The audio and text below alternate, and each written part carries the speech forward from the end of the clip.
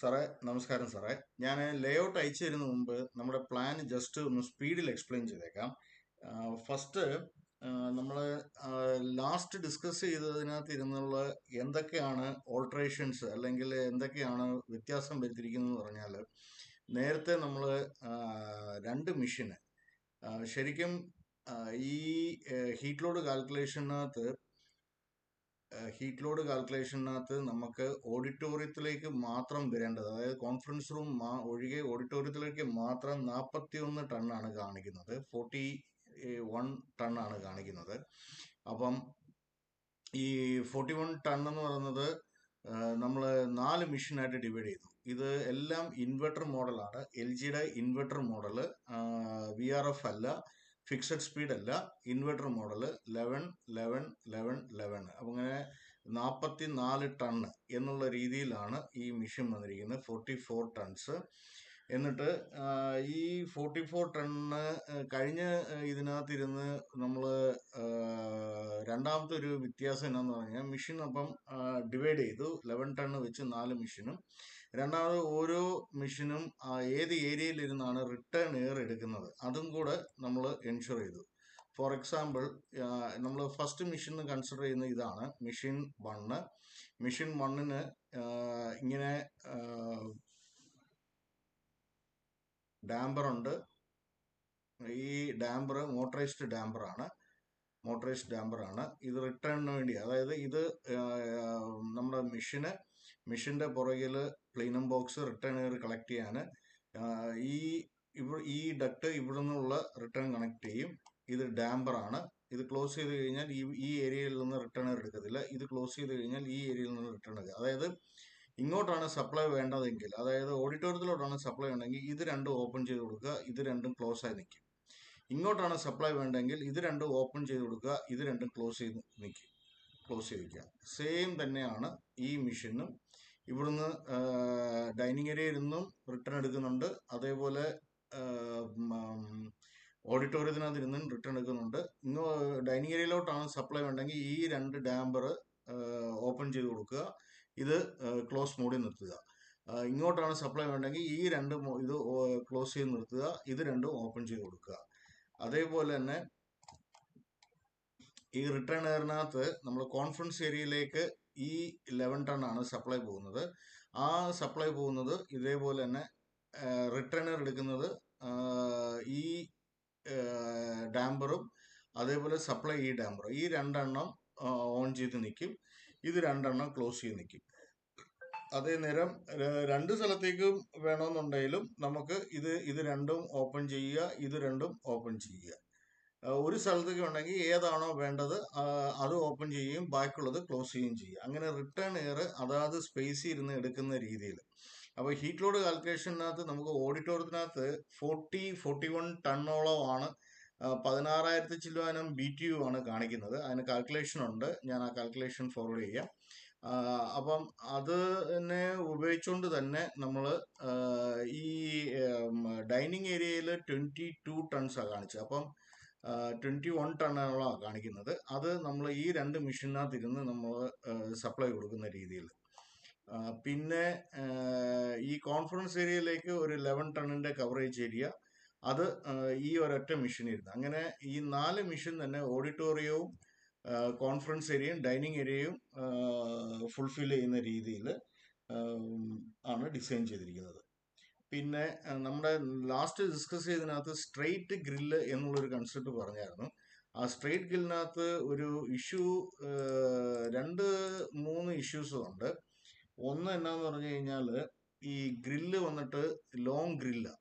ഇപ്പോൾ ഒരു 2 മീറ്ററിന്റെ ഗ്രില്ലൊക്കെ ആണെങ്കിൽ നമുക്കതൊരു സീലിങ്ങിൽ നമ്മളത് പ്ലേസ് ചെയ്യുമ്പം ഓരോന്നും കറക്റ്റായിട്ട് നമുക്ക് പ്ലേസ് ചെയ്യാൻ പറ്റും. ഒരു 2 മീറ്ററിന് മേളിൽ നീളം ഉണ്ടെങ്കിലുള്ള ഇഷ്യൂ എന്നാന്ന് പറഞ്ഞു കഴിഞ്ഞാൽ, ചിലപ്പോൾ ഈ ഗ്രില്ല് സ്ട്രെയിറ്റ് ഗ്രില്ല് നേരെ ആയിരിക്കും, ഇത് വരുമ്പം ചിലപ്പം ബെൻഡായി പോകാൻ സാധ്യതയുണ്ട്. കാരണം ഇതെല്ലാം ഈ ഡക്റ്റിന്റെ ഈ കോളറുമായിട്ട് ബന്ധപ്പെട്ടത് കാരണം നമുക്കതൊരു വലിയ ലെങ്ത് വരുമ്പോൾ റിസ്ക് ഫാക്ടർ എന്നാന്ന് പറഞ്ഞു കഴിഞ്ഞാൽ, അത് കറക്റ്റ് സ്ട്രെയിറ്റ് ആയിട്ട് കൊണ്ടുവരാനോ അല്ലെങ്കിൽ ചിലപ്പം ചെരിഞ്ഞു പോകാനുള്ള സാധ്യതയുണ്ട്. അതൊരു ഭാഗം. രണ്ട്, ഈ കോളറുകൾ തന്നെ രണ്ട് മെഷീനകത്ത് ഇരുന്ന് വരുന്നത്. ഫോർ എക്സാമ്പിൾ ഈ സ്ട്രെയിറ്റ് ലൈൻ ആണെങ്കിൽ ഇത് 1, 2, 3, 4 കോളറാണ്.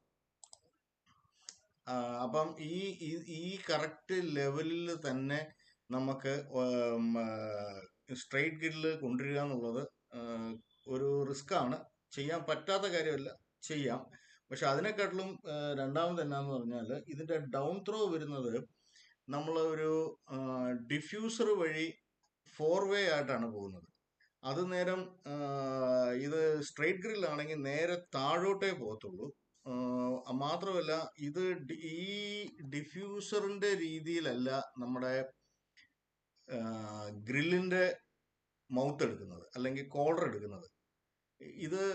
ഇത് നേരെ ഈ സപ്ലൈ ഡക്റ്റിൽ നിന്ന് പോയിട്ട് ഇവിടെ നിന്ന് ഒരു ഷൂ നെക്ക് പോലെ ഇത് ഫ്ലെക്സിബിൾ ഡക്റ്റായിട്ടൊക്കെ ചെയ്യാറുണ്ട്. അതിനെക്കാട്ടിലും ഒക്കെ എഫക്റ്റ് കൂടുതൽ ഷൂ കോളർ പോലെ ഉണ്ടാക്കിയിട്ട് ഈ ഷൂ കോളർ ഇരുന്ന് താഴോട്ട് ഡൗൺ ത്രോ കൊടുക്കുന്ന രീതിയിലാണ്. ഇങ്ങനെ താഴോട്ട് ഡൗൺ ത്രോ കൊടുക്കുന്ന രീതിയിലാണെങ്കിൽ കറക്റ്റ് ആയിട്ടുള്ള കവറേജ് കിട്ടും. അപ്പം ഈ ഒരു രീതിയിലല്ല നമ്മൾ ഈ സ്ട്രെയിറ്റ് ഡ്രില്ല് വരുന്നത്. സ്ട്രെയിറ്റ് ഡ്രില്ലിന് പിന്നെ നമ്മൾ ഈ രീതിയിൽ തന്നെ കറക്റ്റ് ആയിട്ടുള്ള കവറേജ് കിട്ടണമെന്നുണ്ടെങ്കിൽ പ്ലീനം ബോക്സ്, ചെറിയ പ്ലീനം ബോക്സ് വന്നിട്ട് ആ പ്ലീനം ബോക്സിലോട്ടാണ് സപ്ലൈ പോകുന്നത്. അവിടെ നിന്ന് റിട്ടേൺ അവിടെ നിന്ന് താഴോട്ട് ഈ പറഞ്ഞ സപ്ലൈ. അതൊക്കെ കുറച്ച് ഇതുമാതിരിയുള്ള ഏരിയയിൽ പൊതുവെ നമുക്ക് ചെയ്യുമ്പം ഒരെണ്ണമായിട്ട് ചെയ്യാം. ഇപ്പൊ ഫോർ എക്സാമ്പിൾ ഇവിടെ ഒരെണ്ണം ഉണ്ട്, അതേപോലെ തന്നെ വേറെ ഏതെങ്കിലും ഒരു ഏരിയയിലോട്ടുണ്ട്. ഇത് കണ്ടിന്യൂസ് ആയിട്ട് നമ്മൾ ചെയ്യുമ്പം ഇത് ഈ കോളർ എല്ലാം ഡിസ്റ്റർബൻസ് ആവും. അപ്പം ഈ ഡക്റ്റിനെ എല്ലാം അതിന്റെ ഷേപ്പ് ബാധിക്കും. അതായത് ഇപ്പം ഇങ്ങനെ ഒരു പ്ലീനം ബോക്സ് വരുമ്പോൾ ഈ ഡക്റ്റിന്റെ ത്രോ പറ്റത്തില്ല. അതല്ലെങ്കിൽ പിന്നെ പ്ലീനം ബോക്സ് ഇങ്ങനെ ചെയ്യണം. അതൊക്കെ കുറച്ച് വീണ്ടും ഡക്റ്റിന്റെ ഏരിയ കൂടുന്നു, വീണ്ടും കോംപ്ലിക്കേഷനിലോട്ട് പോകുന്ന കാരണം അങ്ങനെ ഒരു ഇഷ്യൂ ഉണ്ട്. പിന്നെ ഇത് ഇതേപോലെ തന്നെ ഒരേ ലൈനിൽ ഇത് കൊണ്ടുവരാനുള്ള ഒരു റിസ്ക് ഫാക്ടർ ഉണ്ട്. ഇങ്ങനെ 1, 2, 3 കാര്യങ്ങളുണ്ടായിരുന്നു. ഈ 1 ലെങ്ത് കൂടുതൽ, 2 ഇതിന്റെ അലൈൻമെന്റിന്റെ ഇഷ്യൂ, 3 ഇതിന്റെ താഴോട്ടുള്ള എയറിന്റെ ഡിസ്ട്രിബ്യൂഷന്, പിന്നെ ഈ ഡക്ട് ഡിസൈനുമായിട്ടുള്ളത്. അങ്ങനെ കുറെ നേരം നമ്മൾ ഈ സാറിന്റെ ആ ഡിസ്കസ് ചെയ്ത രീതിയിൽ തന്നെ സ്ട്രെയിറ്റ് ഗ്രില്ല് കൊണ്ടുവരാൻ നോക്കിയിട്ട് എയർ ഡിസ്ട്രിബ്യൂഷനകത്തുള്ള ഇഷ്യൂ ആയിരുന്നു ആദ്യം ഫേസ് ചെയ്തത്. രണ്ടാമത് ഡക്റ്റിന്റെ ഡിസൈനിൽ അത് എന്നാ പറയുന്നത് ഉൾക്കൊള്ളിക്കാനുള്ള ഒരു ബുദ്ധിമുട്ടുണ്ടായിരുന്നു, ഒക്കുപ്പൈ ചെയ്യാനുള്ള ഒരു ബുദ്ധിമുട്ടുണ്ടായിരുന്നു. അതാണ് അതിന്റെ പ്രശ്നം. പിന്നെ ഫോർ ഡിഫ്യൂസർ, പിന്നെ അതേപോലെ തന്നെ 3 ലൈറ്റ് ആയിരുന്നു. ഇത് ശരിക്കും നമ്മുടെ CFM കാൽക്കുലേഷൻ വെച്ച് ഈ മെഷീന് ഓരോ മെഷീനും 4000 CFM-ഓളം പ്രൊഡ്യൂസ് ചെയ്യും. അപ്പം ഈ 4000 CFM-ന്റെ ത്രോ കവറേജിന് നമുക്ക് 10 കോളർ എങ്കിലും വേണം, 10 ഔട്ട്ലെറ്റ് എങ്കിലും വേണം.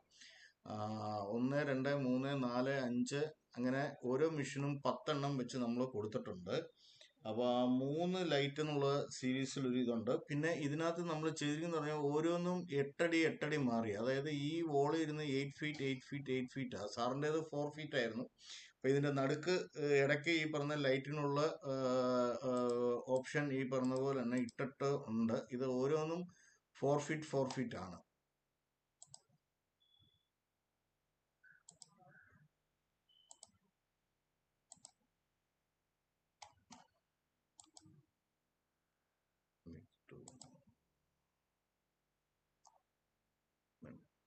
ഏതാണ്ട് 8 അടിയോളം ഓരോന്നും തമ്മിൽ ഗ്യാപ്പ് ഉണ്ട്.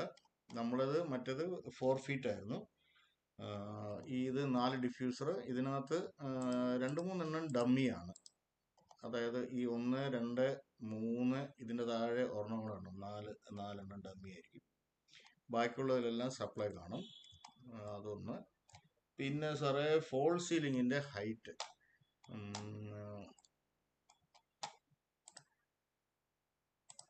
അതായത് നമ്മൾ ഫോൾ സീലിംഗ്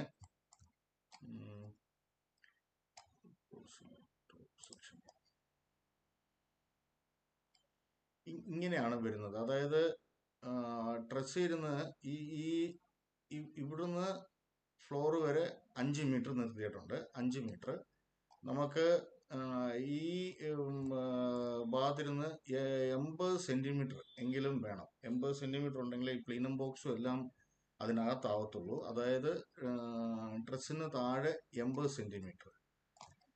പിന്നെ ഈ ഹോളിൽ 5 മീറ്റർ നിലനിർത്തുമ്പം ഡൈനിങ്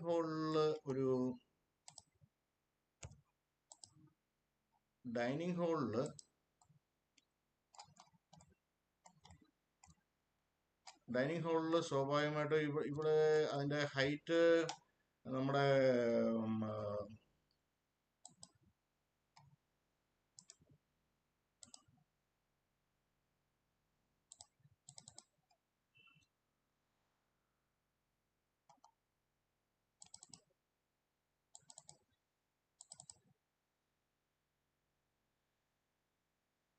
ഡൈനിങ് ഹോൾ ഒരു 1,551 സെന്റിമീറ്റർ ഹൈറ്റിലാണ് ഈ ഓഡിറ്റോറിയത്തിന്റെ ഫ്ലോറിനെക്കാട്ടിലും പൊങ്ങി നിൽക്കുന്നത്.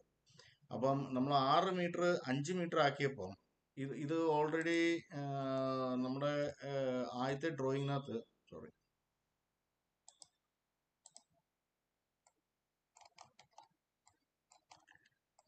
ഡ്രോയിങ്ങിനകത്ത് നമുക്ക് ഇത് 6 മീറ്റർ ആയിരുന്നു. 6 മീറ്റർ 5 മീറ്റർ ആക്കി. 1 മീറ്റർ കുറഞ്ഞു. 1 മീറ്റർ കുറഞ്ഞു കഴിഞ്ഞപ്പം ഇതാണ് ഈ 1,510 151 സെന്റിമീറ്റർ ഓഡിറ്റോറിയത്തിന്റെ ഫ്ലോറിൽ ഇരുന്ന് ഡൈനിങ്ങിന്റെ ഫ്ലോറിലോട്ട് 151 സെന്റിമീറ്ററിന്റെ വ്യത്യാസമുണ്ട്. അപ്പം നമുക്ക് അകത്തെ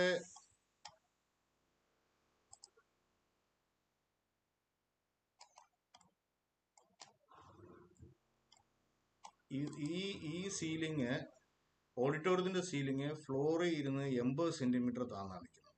ഫ്ലോറിൽ ഇരുന്ന് 80 സെന്റിമീറ്റർ. കാരണം ഈ പ്ലീനം ബോക്സ് വരുന്ന കാരണം നമുക്ക് അത്രയെങ്കിലും വേണം.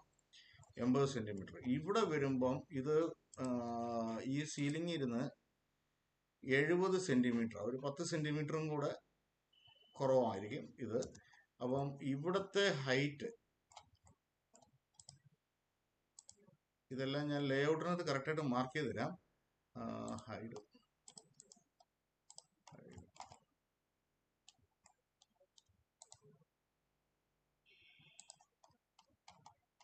ഈ സീലിംഗ് ഹൈറ്റ് ഇവിടെ വരുമ്പോൾ 9 ഫീറ്റോളം വരുന്നുണ്ട്. 9 ഫീറ്റ്. അതാണ് നമുക്ക് എടുക്കാവുന്ന മാക്സിമം. സാറിന് 280 സെന്റിമീറ്റർ ഫോൾ സീലിംഗ്. കാരണം ഞാൻ ഇതും ഈ 5 ഫീറ്റിലോട്ട് 5 മീറ്ററിലോട്ട് കൊണ്ടുവന്നു. ഇതേ ഹൈറ്റിലോട്ട് ഇവിടുത്തെ വോളും കൂടെ കൊണ്ടുവന്നിട്ട് ഈ സീലിംഗ് ഫോൾ സീലിംഗ് വന്നു കഴിയുമ്പോൾ പിന്നെ നമുക്ക് 9 മീറ്റർ.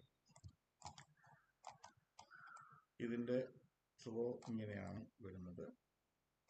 ഡൈനിങ് ഏരിയയിൽ ഇതൊക്കെ ഇവിടെ റിട്ടേൺ ഗ്രില്ലൊക്കെ ചെയ്യാനുണ്ട്. ഞാനതൊന്നും ചെയ്തിട്ടില്ല.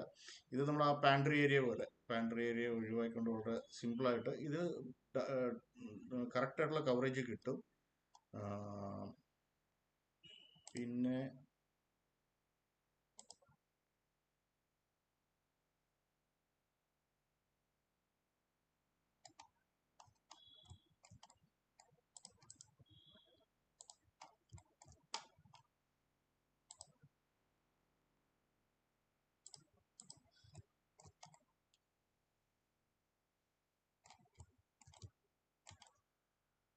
ജസ്റ്റ് കാണിക്കുന്നേ ഉള്ളൂ. ഇതിങ്ങനെ ആയിരിക്കും നമ്മുടെ.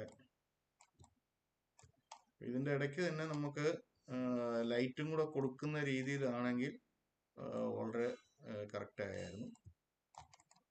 അതേപോലെ false ceiling, dining area, conference area ഇങ്ങനെ.